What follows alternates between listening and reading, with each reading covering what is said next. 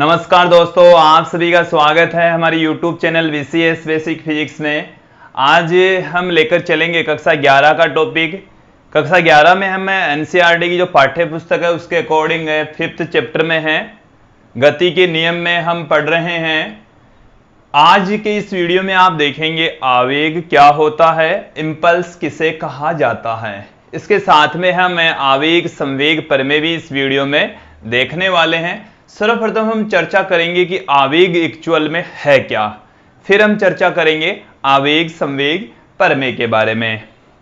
देखिए दोस्तों कि किसी घटना के दौरान एक बल लगता है और वह बल अत्यधिक मान का बल कुछ अल्प समय के लिए लगता है, जिसको हम आवेगीय बल कहते हैं या आवेगी बल कहा जाता है।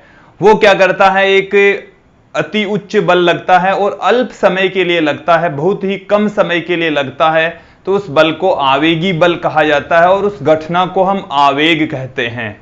आवेग एक्चुअल में है क्या कि अत्यधिक मान वाला बल यदि कुछ अल्प समय के लिए काम कर रहा है तो उस कारक को हम यहां पर आवेग कहेंगे। आवेग से उसको परिभाषित करने वाले हैं दोस्तों।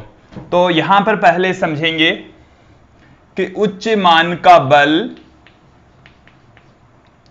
कि यदि उच्च मान का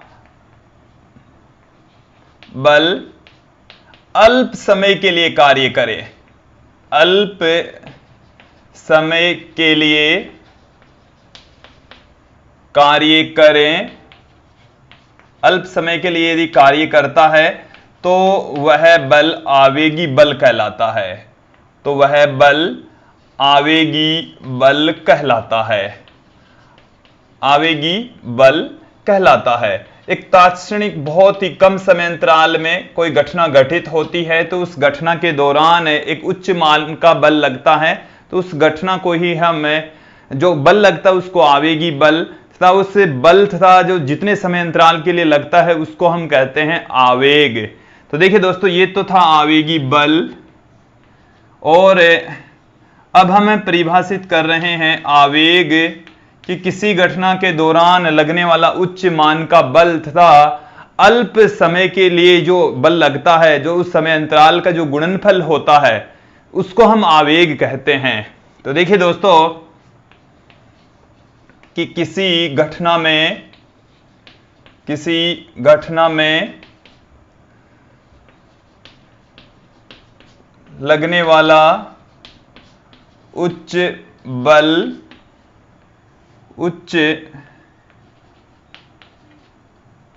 मान का बल एवं बल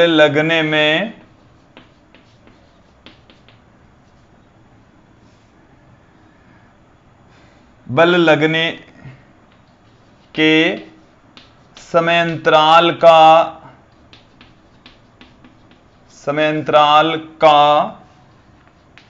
गुणन आवेग कहलाता है, आवेग कहलाता है, आवेग कहते हैं दोस्तों। एक बार इसको फिर से समझ लेंगे कि जैसे हमारे पास में किसी घटना के दौरान अल्प समय अंतराल में घटित होने वाली घटना के दौरान कैपिटल F बल लगता है और वो डेल्टा T समय के लिए लगता है, तो आवेग क्या होगा। तो देखिए दोस्तों, यदि कोई बल कैपिटल F अल्प समय अंतराल के लिए, अल्प समय अंतराल डेल्टा T के लिए कार्य करें, डेल्टा T के लिए कार्य करें तो देखिए दोस्तों, आवेग क्या होगा।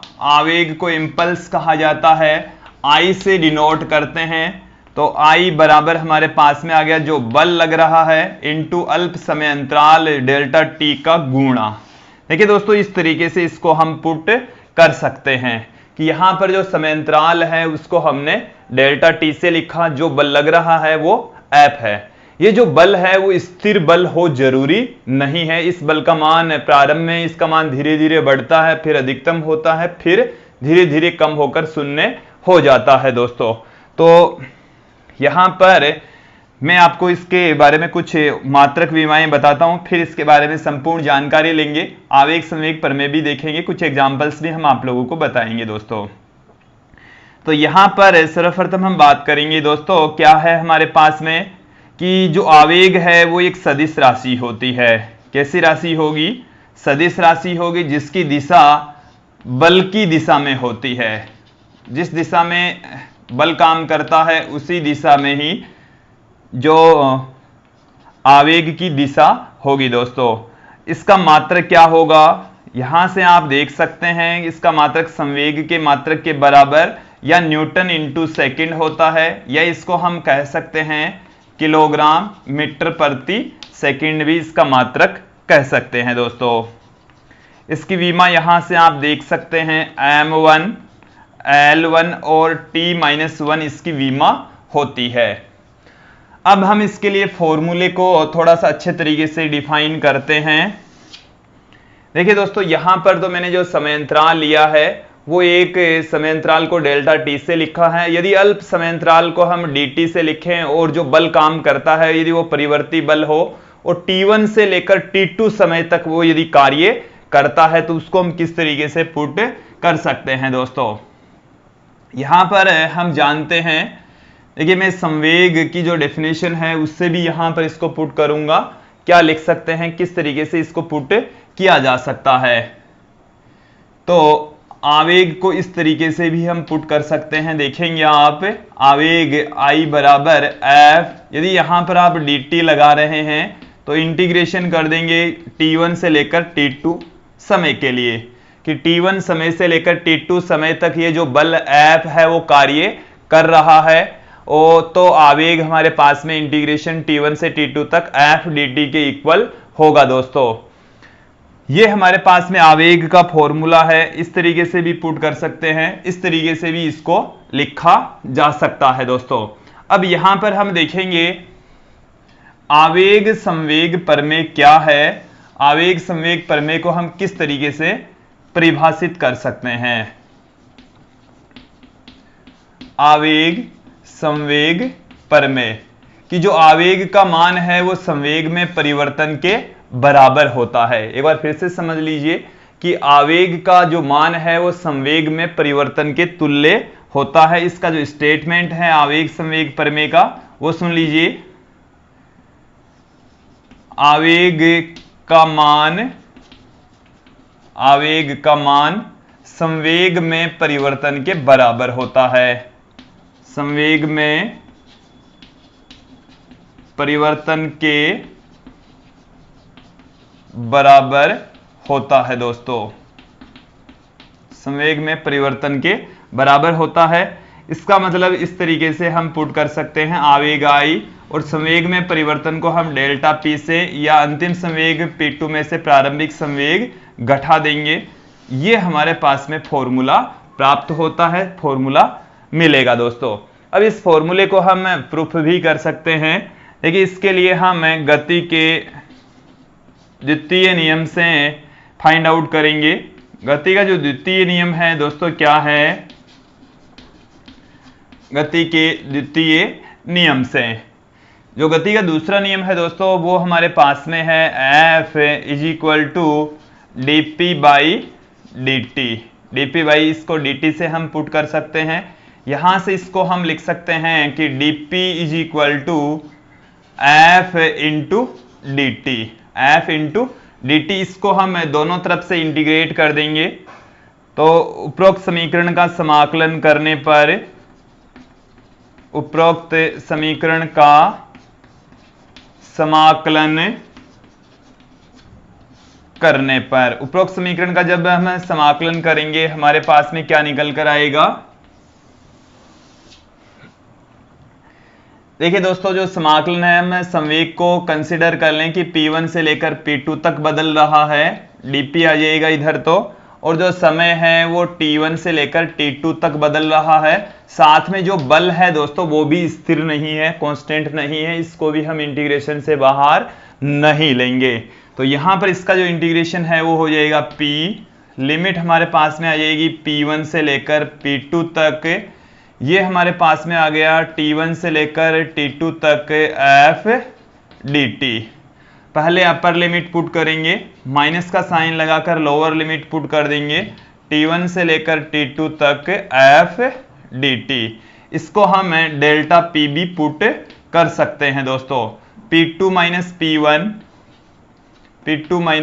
p1 से लिखा जा सकता है और t1 से लेकर t2 तक इंटीग्रेशन कर देंगे f dt।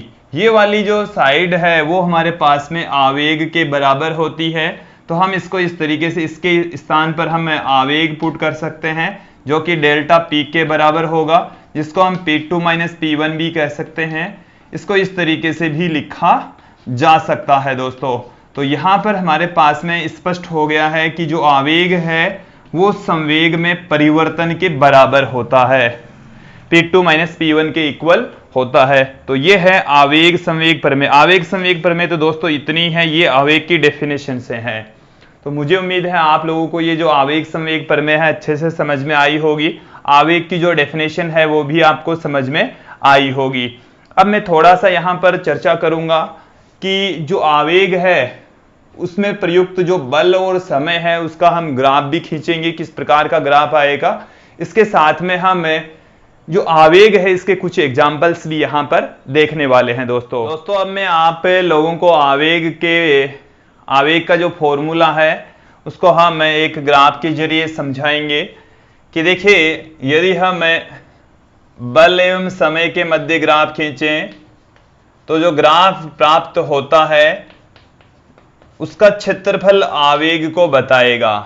जैसे हमारे पास में एक ग्राफ है, इस ग्राफ के अंदर हम इस तरफ ले रहे हैं बल, एक तरफ हमने ले लिया बल। दोस्तों मैंने यहां पर आप लोगों को पहले ही बता दिया है जो बल का मान है वो स्थिर रहे ये कोई जरूरी नहीं है, और मोस्टली जो बल का मान होता है दोस्तों पहले बल का मान बढ़ता है फिर बल का मान घटता है, और यहां से लेकर यहां तक का जो समय अंतराल है वो है डेल्टा टी।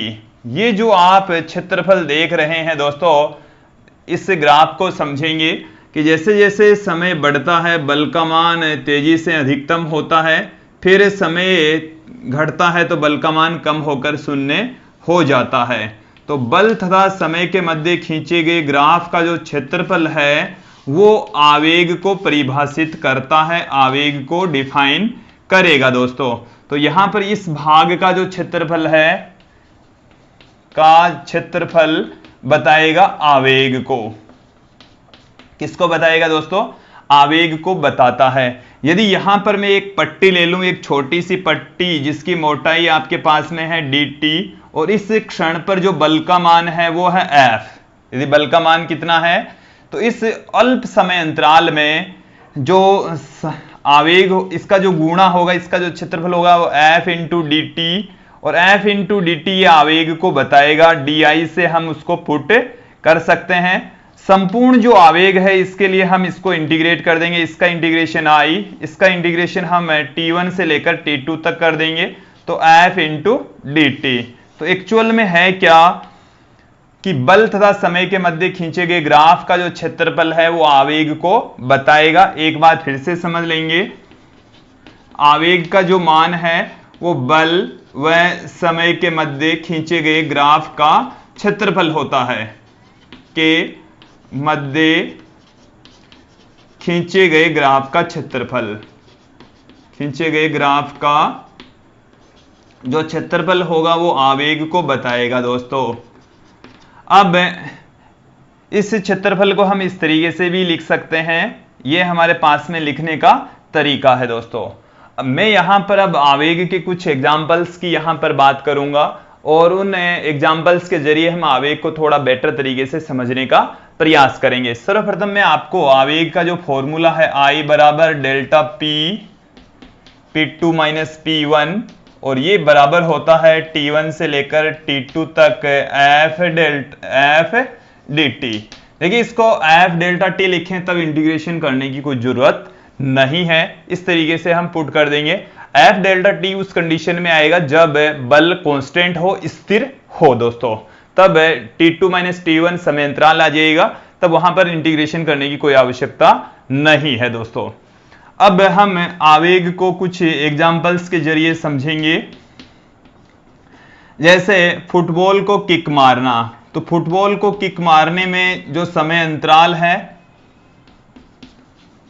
वो बहुत कम होता है और बल बहुत तेजी से लगता है, बल का मान अत्यधिक और जो समय अंतराल है वो बहुत ही कम होता है। यदि समय अंतराल बढ़ जाता है, यदि बल स्थिर होता है तो दोस्तों एफ इंटू डेल्टा टी से भी इसको, यदि समय अंतराल बढ़ जाएगा, यदि इसकी वैल्यू बढ़ेगी तो बल की वैल्यू घट जाएगी। कि यदि आप फुटबॉल के किक धीरे धीरे मार रहे हैं, इसका मतलब समय अंतराल ज्यादा ले रहे हैं तो बल कम लगेगा, जो फुटबॉल है वो कम दूरी तय करेगी दोस्तों। इसके साथ में हम जैसे क्रिकेट में